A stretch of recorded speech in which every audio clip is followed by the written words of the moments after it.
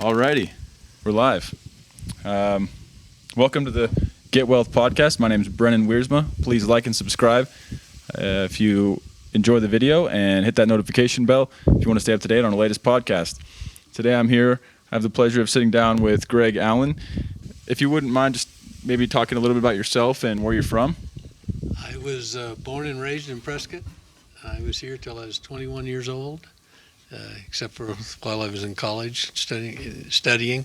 And then I came back 3 years ago after working in Gilbert, Mesa, and Phoenix area as a civil engineer for 45 years or something. Where did you go to school? Arizona State University. Cool. So you were an engineer for 45 years? Yes. Wow. And what kind of work did you do as an engineer? Civil engineer, and we design basically water, sewer, storm drain, washes, bridges, anything up to the house is we would be involved with. And we had I had survey crews that worked for me, and we would, after we'd get it designed, they would do the construction staking, and we would do the inspection quite often on the projects and to make sure that they got built, the way that our designs had shown. That's really cool. Have you done a lot of work in this area, or was it mostly around? I've done work all over the state. Okay, that's incredible. I mean, I don't know much about engineering, but I know it's a little bit too over my head for a career choice. We kind of get flack for being pilots because the school work is a little bit easier, but the flight program has its challenges as well. Yeah, it does. I know people that are in it, and it's not easy by any means. Do you still work? I actually am. I retired about 4 years ago, and then my son-in-law took over the business when I quit, and he lost his engineer this year with COVID, when the COVID thing started, and he asked me to come back, and so I've been working for about the last 6 months trying to help him. Wow. Okay. And so you said, is it a family business? Yeah. Okay. How did you start that? Was it a process of working for them first and then? No, well, kind of, except that I started when I was in college. When I went to college, a lot of guys take 12 or 16 hours. I would only take 12, and I worked the whole time I was going to college, and I started working for an engineering firm and worked real hard, and the time I graduated from college, they had let me become a partner in the firm. And I just happened to be at the right place at the right time and worked real hard, and it worked out for me. And so when they let you be a part of the firm, that was essentially giving you partial ownership of business? I paid for it over time, and I put a small amount of money down because I didn't have much money, and I paid for it out of the profits of the company. Okay. And paid them back, so they had income for a number of years. Awesome. And I noticed you said you were at the right place at the right time.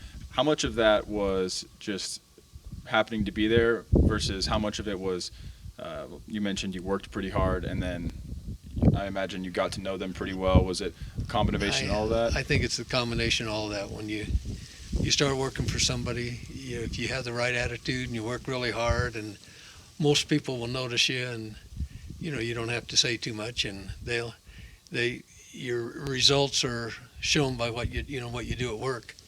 And I was just fortunate that I was able to do a good job, and I had guys that were close to retirement, and they were wanting somebody to buy them out, so it worked out good for both of us. Man, that's awesome. What kind of work were you doing at that point? Was it more hands-on or planning? My whole career, I never have trusted a lot of my employees. That's probably my weakness. I always depend on checking and doing everything myself, so I've always been pretty hands-on in all projects that we did.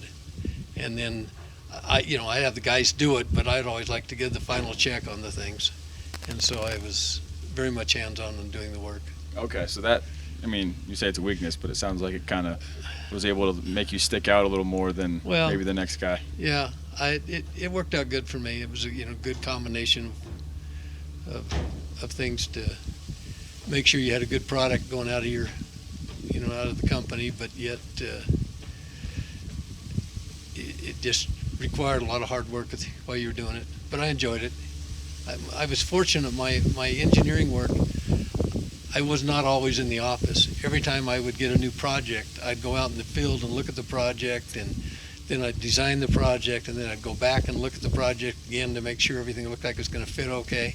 And then because we had survey crews, I would even get to go out after they surveyed it. I'd look at it and make sure if anything looks funny or anything by reviewing the surveying stakes and working with the contractors to get the project built. Okay. And sorry, I'm really ignorant on all things engineering and how that works. So if you get a client or a project, is it they come to you, or are you doing more of looking for? I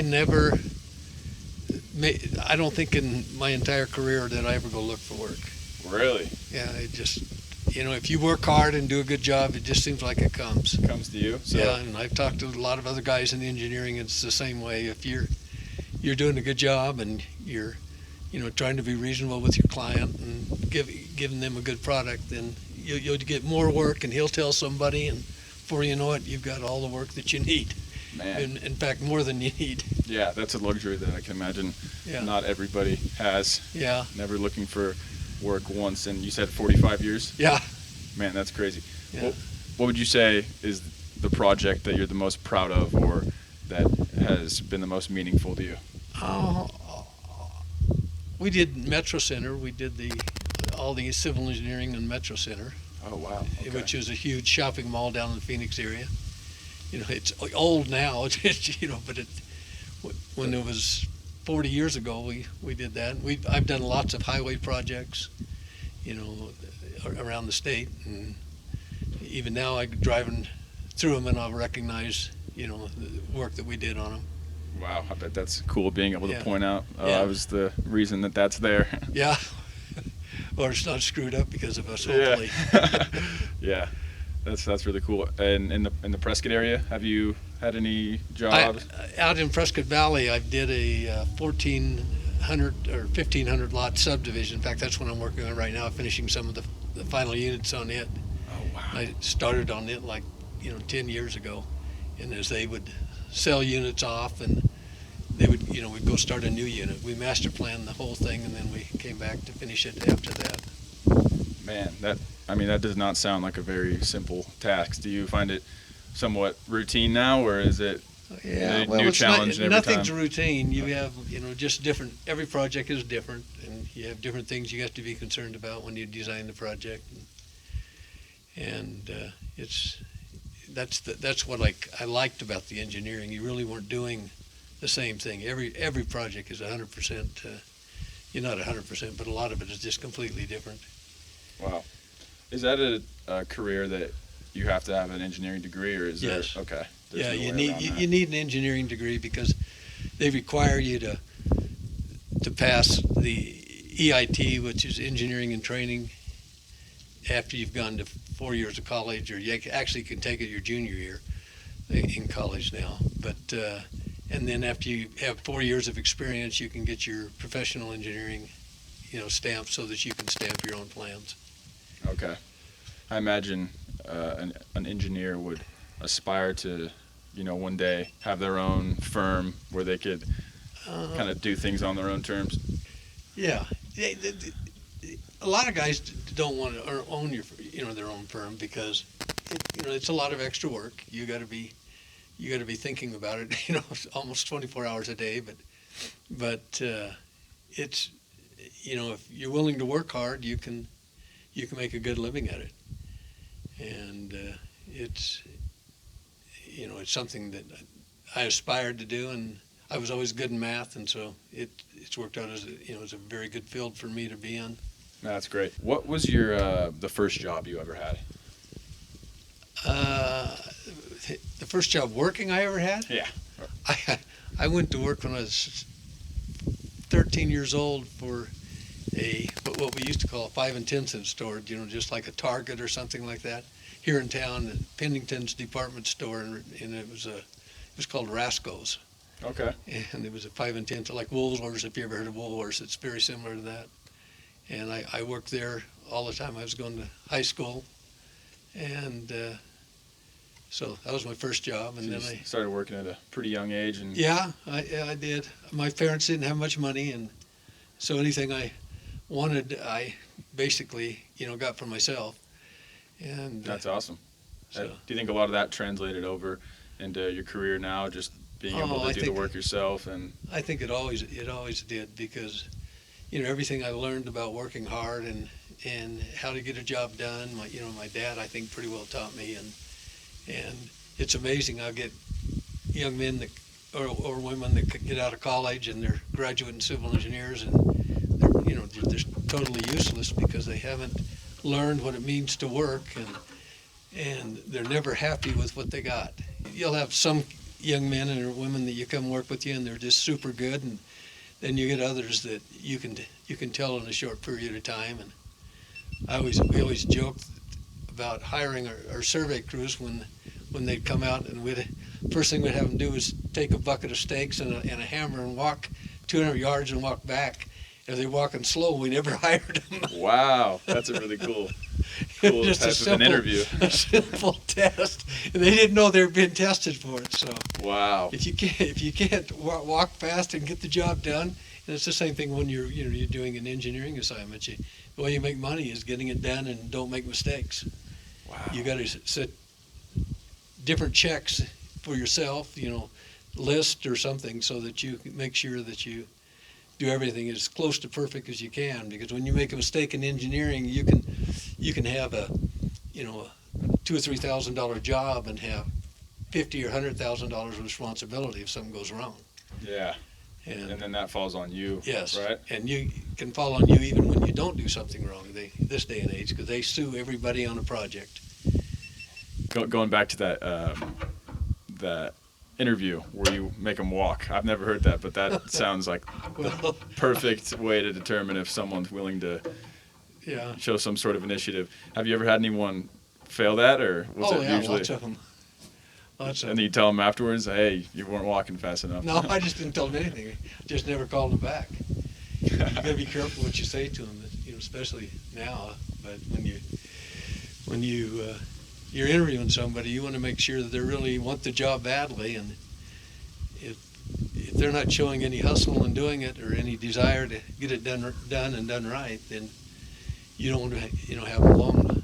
Right. Long. Yeah, that makes sense to me. I'm all for that. Kind of staying on this topic of when you're looking at someone to hire, what would you say is the most important characteristic that someone can have going into any career field, or even specifically to engineering? Is work ethic. Work ethic, Yeah. above all else? Yeah. I mean, even being a graduate in civil engineering, it is the mathematics that are involved in it and doing this stuff is not that complicated for the most part. There's sometimes that you can get more complicated, but probably 85% of the jobs are not that complicated. But if you can figure out how to get the jobs done and figure out how to come up with checklists so that you don't make mistakes, you can do a really good job and progress. I mean, I've had guys that had no engineering training and were draftsmen, in AutoCAD or something to begin with, and after a few years, I had them trained where they could do lots of engineering design, but if they had a desire to learn. But a lot of times, I've had guys that have graduated in civil engineers and never got their EIT, engineering and training certificate, or their PE, their professional engineering certificate. And so they never could really progress any farther, never could sign their own work or do anything. And so it has a lot to do with your desire to work, and unfortunately a lot of that is taught, before they get to you. Yeah. And it's hard to convince somebody that they have to work hard if they've never done it before. I imagine that goes with a lot of things. As long as you work hard, you can get there. It is. I work hard and I play hard. I feel like a lot of people, myself included, when looking at these big goals of where you want to be one day, and going through a neighborhood like this and seeing a place like this, it's like, wow, that seems so unachievable. So what would advice be to someone who is sitting there with a work ethic and willing to do what needs to be done, but kind of doesn't know where to begin? Would you say go to school and get an education, or just start knocking on You know, doors like we did? everybody's a little bit different, but when I went to school, I learned more because I worked. I worked almost 30 hours a week always. The full 4 years that I went to college, and I learned as much, if not more, at work than I did in at school. And then it starts making sense. Why am I doing this at school? And it fits with what I'm doing at work, and that helps a lot. Okay, and you were saying you worked at an engineering, was it a firm? Yes. While you were in school? Yes. Okay, so what you were doing was directly related with Yes, what you wanted to do. it was for sure. Okay, so I imagine that is a pretty big advantage for someone who was just working at Subway. If you can find a job that's in your field, even if you don't get as much money as you might can get somewhere else, if you can afford to do it that way, you'll learn a lot more from it, and you'll get a lot more connections. I mean, for instance, if you were working in an engineering firm today, you would get connections with all the different engineers in town. You'd get to learn and know them. You get to all the different cities. We work with every one of the cities in that, and you can make a good living working for as an employee with the cities. The cities pay very well and have very good benefits. Yeah, that's awesome, and that's part of the reason why we're doing this. Is, I mean, we're not engineers, but overall, just meeting people like you and trying to find someone who'd be willing to sit down, and then the more people you never know when something's going to come up where maybe we could help out in a certain way, and then later on that can turn into who knows what. But so yeah, just being able to find people that can provide some sort of value, maybe even for free, right? A lot of people underestimate just working for free for somebody, because a lot of people, they want to start off right away making all this money. Whereas if you were to just find someone who is doing what you want to do and just say, hey, can I learn from you and help you out, and do it for free? Yeah, in my engineering business, I'm sure over the years I probably had 10 or 15 people come into my office and say that they would work for free. Really? And I said, you'd really work for free? And they said, yeah. And I said, okay, then we're going to start, but I'm not going to let you work for free. I'm going to pay you. Because if somebody's willing to work for free, in my mind, and they may get stuck and work for free, but they, if they're working for a good, employer, he'll find things that, as long as they're benefiting him, he'll pay them. He's not going to not pay him anything. And so it's just it's a good way to get your foot in the door. Get your foot in the door and show the people that you want to do it. And I've got a grandson who's just started law school over in San Diego, and I told him, I said, now next summer you got to start right now finding a job for next summer. And I said, don't worry whether it pays you or not. Just get out there and get into the thing and try to if you can get into a law firm and learn something, and start progressing and getting contacts with with different attorneys in the firms, and especially in his field, if you get to know some of the attorneys in the firm, they do leave their firms as soon as they know everything that they think they need to know. They will leave and start their own firms, and you've got a lot of contacts spread around town. And so there's just different ways that you can do it. But the worst thing that you can do is go to a job and let's say that I agreed to pay you $15 an hour, and you start working. Mm-hmm. And after you're working a week, you start getting dissatisfied. You say, well, I'm worth more than that. I'm worth $20 an hour. My philosophy is, if you take a job, you work absolutely as hard as you can, or don't take the job.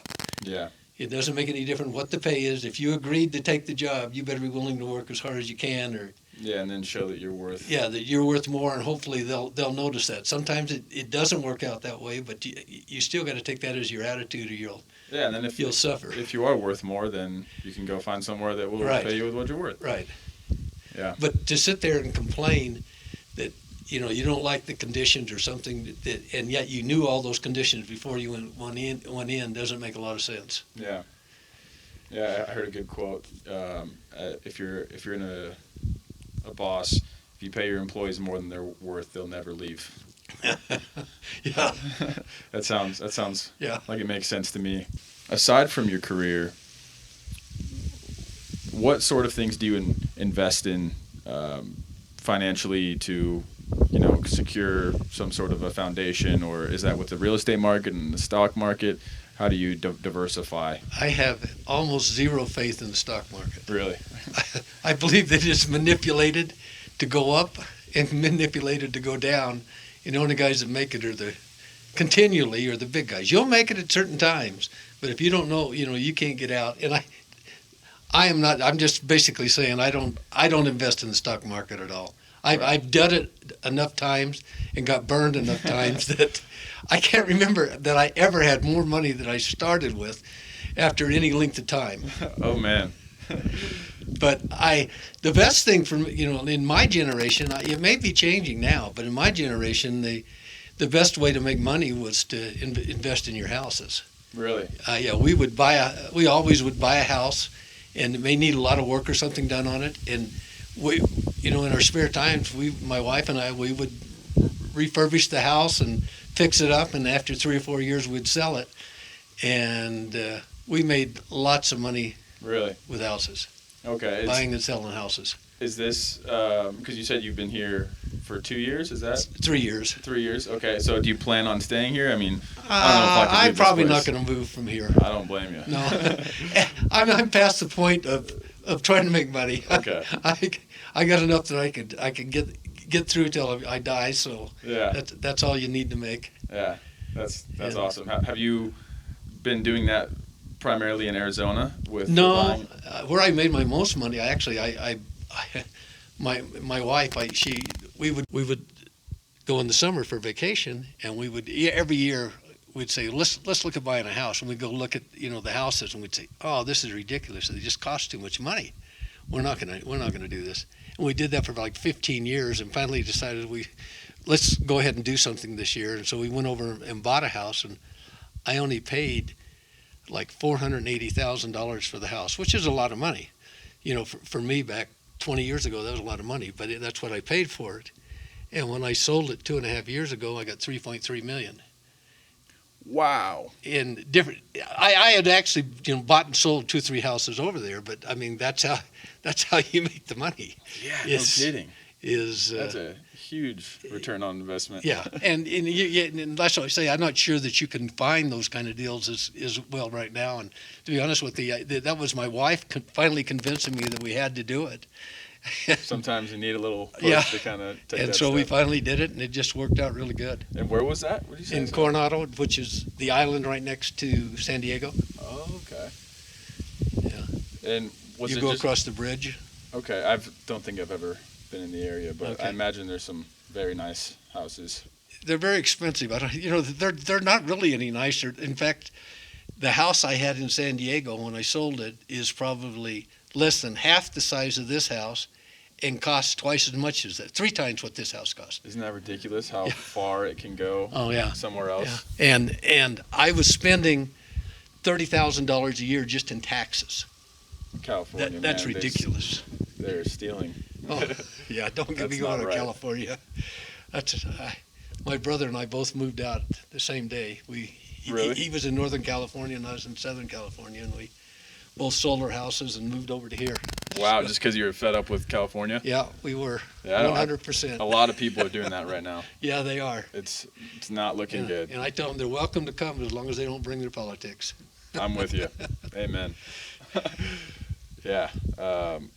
Especially the housing market over there. I mean, you can have a place on the beach with a homeless city in front of you. Oh, yeah. And it'll be a $5 million house, and it'll look the same as, a $500,000 houses here. Yeah, it's ridiculous what things have cost over there, and it's going to get worse. But it's like you can only be extremely rich over there or extremely poor. There's not really a room for middle it's class. hard for a young person, like you guys, to get started over there because it costs so much to get a house. Yeah, just living. I mean, you're going to have to live in a studio apartment with 4 other guys Yeah.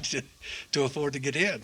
Yeah, well, that's not on my to-do list anytime soon. Yeah. I actually really like Austin, Texas. I was there over the summer. That's a nice town. Yeah, and if you take the same amount of money and go to Texas, it'll go probably more than twice as far. Yeah. And they got the lakes over there. My roommate is from Austin, and so I was there with him. Yeah. And I was just amazed by it's a how nice beautiful it area. was. I enjoyed that area. Yeah, Texas in general, but I'm afraid it's gonna turn into a California once everyone realizes that it's better to live there. They're moving now. I mean, here in the Phoenix area, the houses are selling, in a week. The house goes for sale, and it may sell the same day and have 2 or 3 people bidding on it, but it's going very fast just because of the California market and the Washington and the Oregon market. So we'll see. Yeah, and I even see it happening with Prescott. It seems like people are realizing the big cities are not where it's at, and they're finding these cool areas like Prescott. To me, it seems like when I talk about Prescott, not a lot of people know where it is if they're not they don't. familiar with Arizona. It's not a real big town, and there's not a lot of new homes being built in the inner town area or anything. I came back after 45 years probably, and I delivered papers here when I was a kid to like 4 or 5 different places around town. Yeah. And changed a bit. It's almost exactly the same. That's incredible. So it's a very similar town. Just small town, good people for the most part. And then you were saying earlier that you came down here and bought the house like that.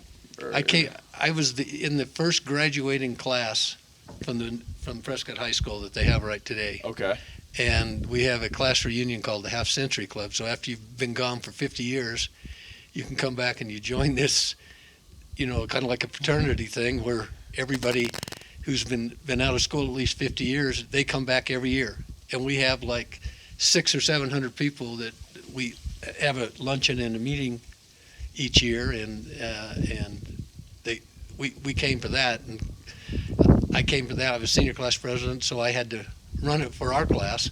Wow. And so when I came, my wife and my brother's wife, he was in a different class, but we were both there sitting there talking, and I said, would you guys ever consider moving back to Prescott? And both of them said yes. We both owned a house within half a day. We owned a house. That is ridiculous. Half a day. Did you just take a drive and said, I want that one, or how did that go? I saw this one. I fell in love with the view. Yeah. And man, that never and there was lots of things in that. I gutted the house in the inside and changed everything in the inside. And because I made so much more money in California and coming to here, it was easy to do, and I still didn't have anywhere close to what I had in my house in California. So it was a good investment, and very nice and very livable house. So it sounds like you're pretty big on investing in the housing market. If you had, for example, a lot of people might be sitting here thinking, I don't have a lot of money to just buy a house or, invest in some big project. What would you do with $1,000? How would you invest that? Oh, that's harder to say. I would save it. Save it? Because it takes more money. All right. It takes more money, but I would try to get enough money that I could buy something, but not be stretched so much so that it would, be worrying you all the time. Okay. Right. So whatever you want to be able to enjoy life as you're going along, and if you're having to worry about debt and you're afraid you're not going to make it, you don't want that hanging over you all the time. And so sometimes you just have to wait a little longer and find something. But I have a friend who bought a fixer-up home, and he paid only $100,000 for it, and it's less than a half mile away here. And he just was looking around, and all the other houses in the neighborhood were like $250,000 or $300,000, and he took it, fixed it. 6 months later, he made a really nice profit. Yeah. So it's really you can make it. You just need to learn some skills, and when you first start, you don't know how to do half of them, and you just got to I don't take shortcuts when I do whenever I did do construction in homes. Everything I did the right way, and so that I wouldn't have to be tearing it up and redoing it, Yeah. Honestly, or having to go to the city and get approval for something because I didn't get approval. Right. Yeah. Okay. Sounds like a good answer. Put it away in a high interest savings fund or something like that, Yeah, and keep as working best until you you can. can. Okay. I mean, you just sometimes you make the right investment. One time I invested, I invested $10,000 in gold, and in 3 months I made $40,000, and it was just at the right place, the right time. My partner and I at work, we've had a sign above our door and told us how much money we had made because we both invested 10,000 at the same time, and we invested in that, and in 3 months the stock, I mean, gold just went crazy. Wow. And we watched it every day, and it was really exciting. And I bought me a new Mercedes with it at the time, No so it was way. a good deal. Man. So that's what I say. So many times things just work out for you.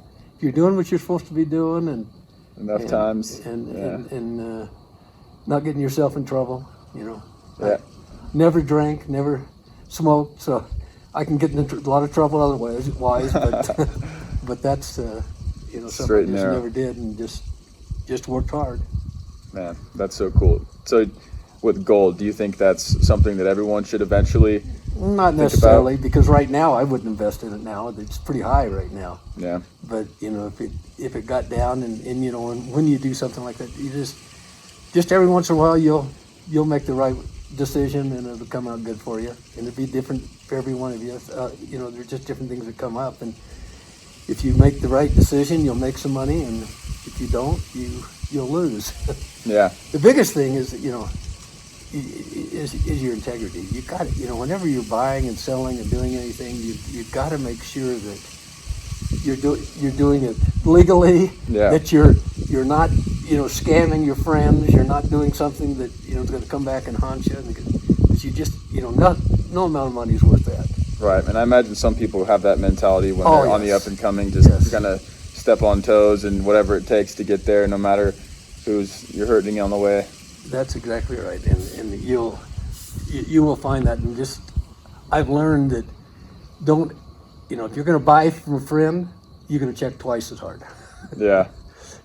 They may be fine and it work out okay, but generally I try not to buy from friends. I like to know that it's strictly a business deal, and that if I get upset with a thing, I can yell at them for not getting it Yeah. right. Right. Don't want it to affect My friendship. Yeah, no, I 100% agree with that. What would you say throughout your career has been the biggest breakthrough where it just worked out, like you said? Was it one of those investments you made on a house? Was it within the engineering career? It was the combination of things. I was very fortunate. I did well in engineering. I did well in in most things that I worked on, and in that housing market, when we would buy and sell houses, we did really well. Okay. And we would buy a house and fix it up from the beginning, and something my wife and I could do together, and you just put as much money as you happen to have that much back into it until you get it fixed up. The other thing you got to do is you got to keep, you buy a car or you buy a house. Yeah. You got to keep it clean, keep it, well maintained. So many people buy things, and for instance, cars, and you go look in the car 2 months later, and you thought somebody was been living in it for 2 months. Yeah, my car right now. But no one's going to want to buy that anyways. But you just got to take care of the things you got, and don't Right. think it doesn't matter, because it does. Yeah, that And sounds you go like to a sell good it. advice. You go sell it. One of these, our houses always sold really fast because they were in such good shape. And Yeah, imagine especially well with a done. house. Like Yeah. when we walked up here, you were, taking care of it. Yeah. Just simple things like that can make it look so much Yeah. better. Just doing, the work over time instead of having to do a whole bunch after Right. not keeping up with it for a while. yeah, So, kind of on the flip side of that, is there a time in your career where you had a setback that, was discouraging, or something that really put you back and you kind of had to overcome, or has it been Yeah. a pretty upward trajectory? well, everything went well. I went on a trip with about 10 or 12 couples, and we went to Europe and we went to Italy, and I was sitting on the top of a circular building on top. It was a restaurant in Florence, and we were looking out over all the city and everything. And I was talking to friends, and the friends said to me, they were telling stories how each one of their friends had invested in different things and had lost, and how they had gotten sick and lost. And I said, I've really never had any financial troubles, and I've never had any health issues. You don't ever want to say that. I came home from my trip. Somebody I had just sold something, and I had put it in the escrow account, and the attorney who had control over the account stole almost $660,000. And it wasn't just me. It hurt me, but it killed some people.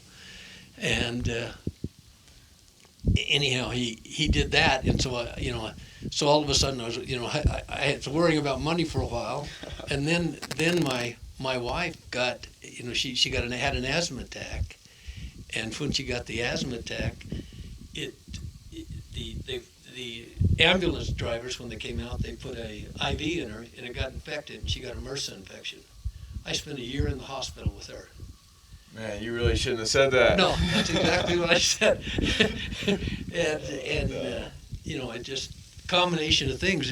Things when so even when you think things are going to go well, bad things happen to good people. No matter what you think, you don't think that something's going to go wrong. You'll find out that it does, and that's why you got to kind of plan.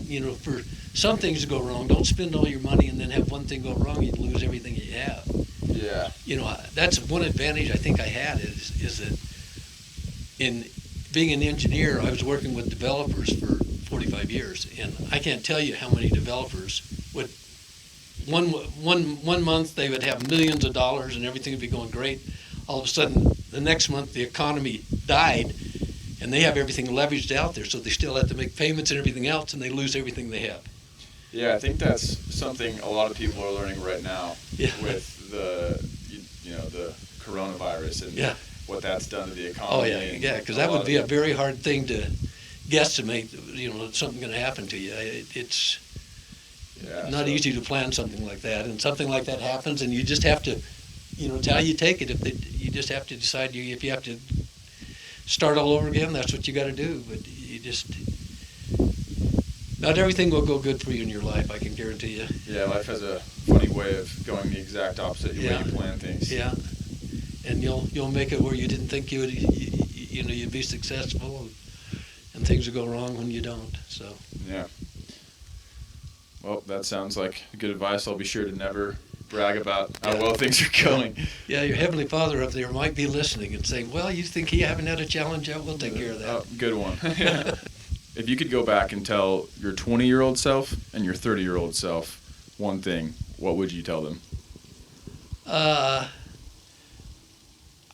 don't think I'd do anything different. I'd just say continue working just like you are, because I was doing the right things. I was working hard, and my parents didn't have any money. My dad made like $16,000 a year when I graduated from high school. They never bought anything for me from the time I was 12 years old except my underwear, because I probably wouldn't have bought that. That's why. and I bought all my own clothes. I bought everything I did, and most of my friends had money and stuff, but it never bothered me. That's just what it was. Yeah. And now kids seem to think that if they don't have everything and their mom or dad can't take it, that life's horrible. Yeah, they can't get their whatever the new gaming Switch Gucci purse with the the earrings. If you can't make work an enjoyable thing, then you're going to have a long life. Yeah. So I know this is kind of focused on being financially successful and creating that kind of wealth, but how would you define wealth? Is it based off of things that you own, or would you relate it to just overall happiness, or how do you go about describing? For me, it's you can't say it doesn't matter, but it does matter, because if you don't have anything, it's harder to be happy, I think. Yeah, something different about crying in a Lamborghini. But a family is where you have your things that you remember, your experiences that you remember, and your friends You know, that's important. And, you know, are you giving service to people around you when they need help? Are you willing to, you know, to give them help? And, you know, that's just part of being a good human being. And you know, I've always had the philosophy that if you're doing everything you're supposed to be doing, Heavenly Father will take care of you. I believe that too. Yeah, He will give you an opportunity to succeed, and you can maybe fail too. But I you know, in my life, He's always been good to me, and so it's Good. I feel like that's something that a lot of people can take something from. yeah, There's for sure something to that. yeah. Throughout your career, have you had a lot of mentors, and has that played a big part of having an example to work towards? Or My dad, I would say my dad was my best mentor because he's the one who taught me how to work. yeah, He- which is the most I, important I thing. still remember when I was about 8 years old, and I was wanting to go to the swimming pool, you know, here at the youth center here where the YMCA is now, and we wanted to go swimming, and we had to have a quarter to go swimming, and I had to earn the money.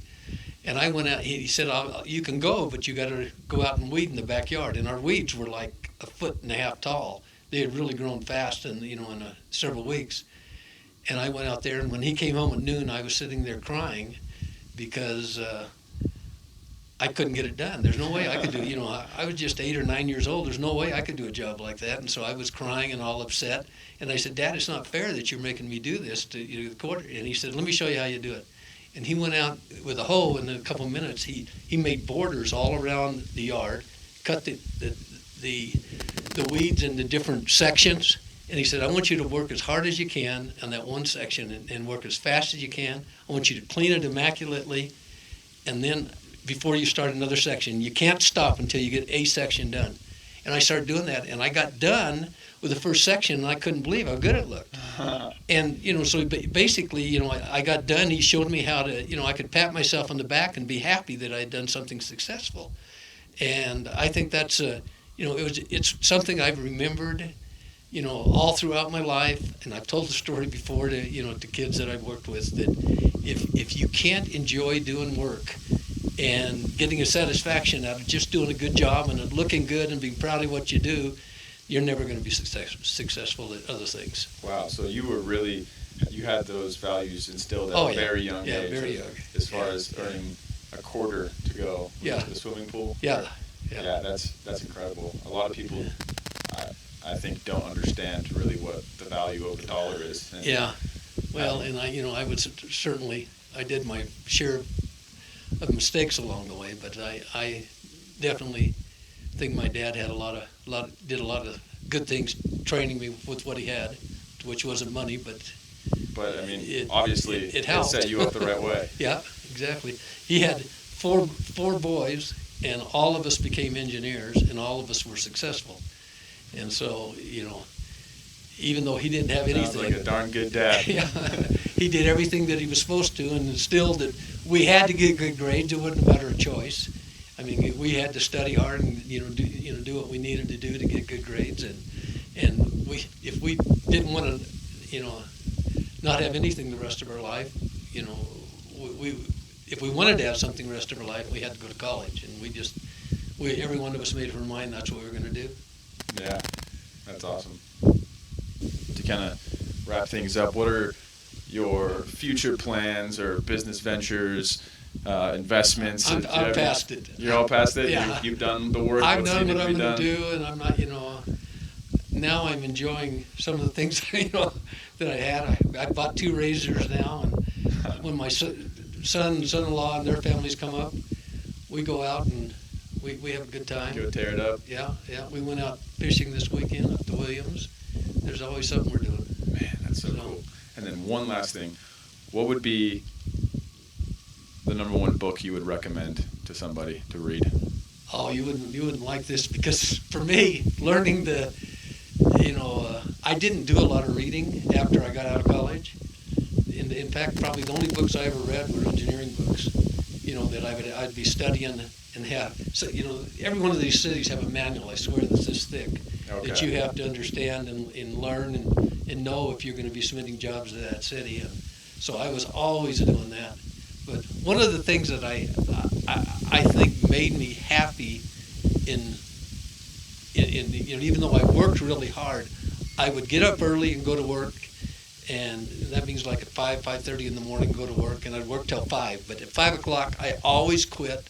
I always went home, and I was always with my family till 9 o'clock at night. Really? Okay.